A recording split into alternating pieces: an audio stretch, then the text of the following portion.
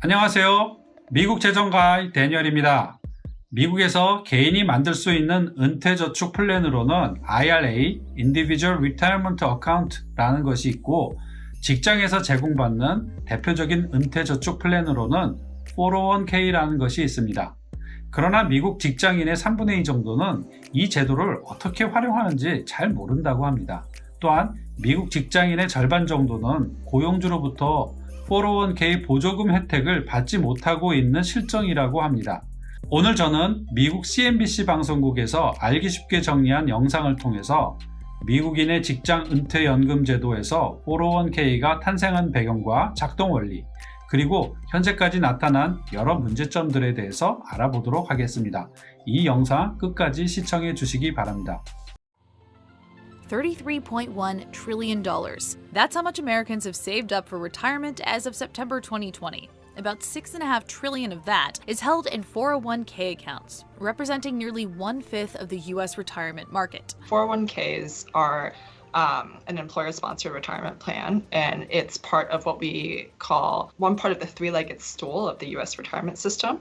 The other two parts being Social Security and private savings. Since 1980, 401k plans have quickly grown to become one of the most popular forms of retirement plans for U.S. workers. It's frequently recommended, easy to apply for, and easy to keep track of. However, a recent survey shows that nearly 2/3 of Americans don't exactly understand how a 401k works. So, how have 401k plans become such a popular form of retirement savings, and how should they be utilized to better prepare for retirement? Until the 1980s, most Americans planned for retirement through pensions. These were defined benefit plans where employers calculated the employee's retirement benefits or lifetime annuity based on their years of service and final salary. The risk is all on the employer or the pension fund. The employer has to figure out how many years on average the people in the pension fund are going to live and has to tie the benefit to projected earnings. So there's a lot of risk on the employer or on the pension fund if it's a multi-employer fund. That changed when Congress passed the tax code with the Revenue Act of 1978. The act included a new provision in the Internal Revenue Code, Section 401k, that gave employees a tax-advantaged way to defer compensations from bonuses or stock options. Ted Benna, a benefits consultant and the so-called father of the 401k, devised the first 401k retirement plan for his clients. So what happened was in the fall of 1980, I was helping a Philadelphia area bank redesign their retirement program. And, in that process of what they were trying to accomplish, I was drawn back to this section of law, which I knew existed. And interestingly enough, the bank turned it down because their attorney didn't want them pioneering. So the first plan we did was in our own little consulting company. Beginning in January 1 of 1981, our employees were allowed to put money in pre-tax and get a match, from our company. That's what got this thing launched. Unlike traditional pensions that were defined benefit, 401ks were defined contribution plans. Employers would create a retirement plan in which their employees could contribute a portion of their wages on a pre-tax basis up to an amount determined by the IRS. So we went from a system where the employer in the private sector paid for the entire pension and took on all the risk to a system where the worker in the private sector took on most of the cost and all of the risk. Now, in most 401k plans, employers also offer to match the employee's contributions,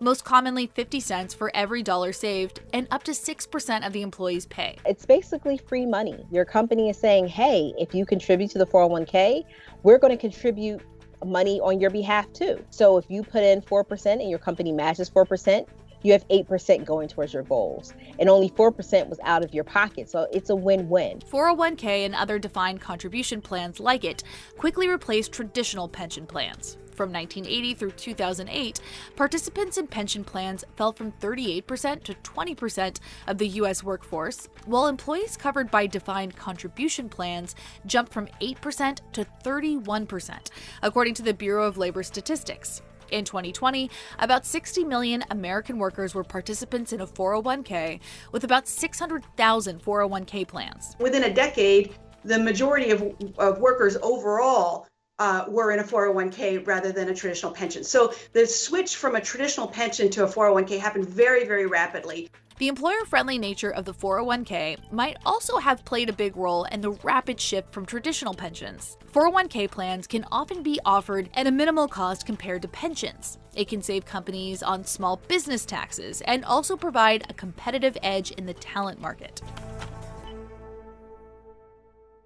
Typically, 401k plans can be invested in 4 ways: employer stocks, individual stocks, mutual funds, or exchange-traded funds that invest in a variety of companies and sectors. Mutual funds still remain the most popular option, accounting for 62% of 401k plan assets as of September 2020. Saving alone for retirement is not it. It's not going to get you to your goals. So we want to be invested in the market. A lot of people don't feel comfortable in doing so. And then they also want to be diversified. So that kind of hits all of the targets. It turned the mutual fund industry into what it is today. The mutual fund business was a small mom and pop type operation before 401k came along. It's been incredible, what it's done in that regard. 401ks also come in a different form known as Roth 401ks, where contributions are made with after-tax dollars rather than pre-tax dollars. The consensus among experts on which is better is that it depends entirely on the contributor. It depends on what you think your future tax liability is going to be,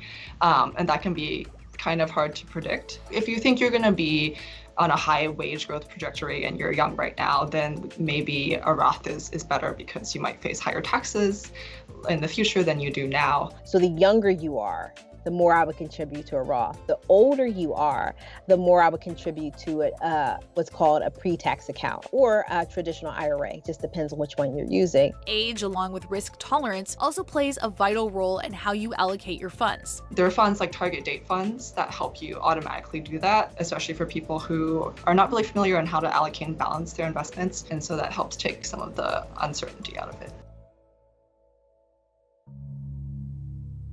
The recent COVID pandemic has left a profound impact on the American economy, but surprisingly, its effect on 401ks hasn't been too severe. What we're seeing now, the stock market hasn't plummeted. We haven't seen any decline in asset values. There are obviously some health risks, but financially, upper middle class and wealthy people are doing well during the COVID recession. According to a 2018 report from Pew Research Center, about 29% of American adults live in lower income households, 52% in middle income, and just 19% in upper income. According to sociologists, only 15 to 20% of the entire working age population is classified as being an upper middle class. The people who were more likely to be affected by COVID and the employment shock tend to be lower earners, younger, and they're also less likely to have access to a 401k or employer-sponsored plan in the first place. So for those people, it also didn't affect their retirement savings just because they didn't have any to begin with. However, about 8% of employers have cut 401k contributions in 2020 in order to pare back expenses amid the coronavirus crisis. That equates to more than 51,000 plans, according to federal data. Small businesses were the most likely to take such cost-cutting measures. The American Retirement Association tells us that they've looked at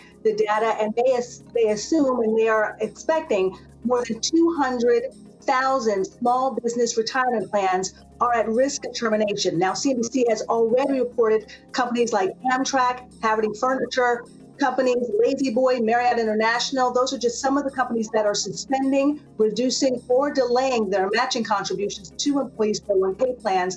Many others are considering it. If there's any good news, it's that 401ks have historically fared pretty well during times of recession. Despite the ups and downs in the market, research shows that the average account balance of 401k participants who made consistent contributions from 2010 to 2018 saw a compound annual average growth of 13.9% over that time period. Retirement savings is a long-run investment, and it's important not to panic during these dips because stocks do tend to outperform other assets in the long run. It could possibly take a hard hit if you're 80 or 90% invested in the stock and based on your age, you should be. That can happen, but you have to kind of find reassurance to know that, hey, trouble doesn't last always. And at some point over time, as you know, the stock market will increase and rebound, and you'll put yourself in a better position. Months of economic uncertainty have also driven some people to tap into their retirement savings. The CARES Act, passed in 2020, sought to help workers suffering from the pandemic by allowing individuals to withdraw up to $100,000 from eligible retirement plans without the 10% early withdrawal penalty applying. One thing that many retirement experts were very nervous about was that during this pandemic, we've made it easier to withdraw money or take money out of 401ks. There was some fear that there'd be a lot of people taking money out. I mean, we've seen some, but not as much as anticipated. And frankly, the reason is that most of the people who are losing their jobs in this pandemic had very little or nothing in these accounts. Around half of private sector workers aren't covered by an employer-sponsored retirement plan, either because they aren't eligible or because they don't have one offered to them. This includes a growing number of American workers who are contractors or self-employed. If you work for a small employer, they're probably not going to be offering a plan. A lot of companies have tenure requirements, and then a lot of companies don't give access to plans to part-time workers. I think at any given time, about half of the workforce they're not participating in a plan. States like California, Illinois, and Oregon have begun combating this issue by automatically enrolling private sector workers who lack access to an employer-sponsored plan. In December of 2019, Congress also passed the Secure Act that allows small businesses to work together to offer 401k plans, called multiple employer plans or MEPs. Estimates say the Secure Act could lead to the creation of 600,000 to 700,000 new retirement accounts. Despite these efforts, there is still a lot more work to be done. In terms of people who work for a company that offers a plan and they actually qualify to join, we see that the opt-out rate isn't super high. The bigger problem, I think, is people without access. Even if you're a gig worker and you have your own company set up, you can set up your own retirement plan. You have the option of a solo 401k, which acts just like a regular 401k through a regular plan, or you can do a SEP IRA. So there's a lot of different things that are available for entrepreneurs that I just don't think a lot of people know about. So I think that's really that education, that financial literacy disconnect is really the problem, not the actual 401k itself.